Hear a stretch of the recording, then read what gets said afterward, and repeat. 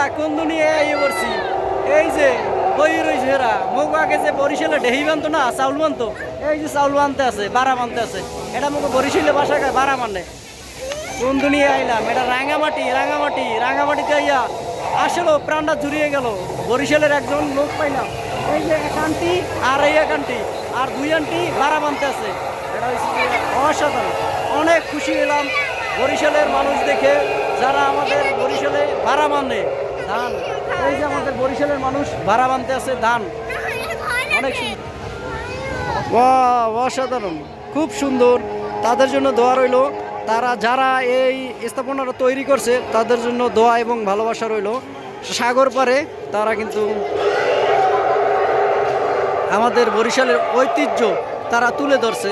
আলহামদুলিল্লাহ, তাদের জন্য শুভকামনা এবং অভিনন্দন, ভালোবাসা। স্যার আপনার তারা কেমন লাগলো আমাকে বরিশালের বারাবান্ধা দেখিয়া? ভালো লাগছে, ভালো লাগছে না? অনেকদিন পর দেখছেন। সময় দেখতাম মা খালারা, এটা আমরা ছোটবেলায় দেখছি না স্যার? মায়ের হাতে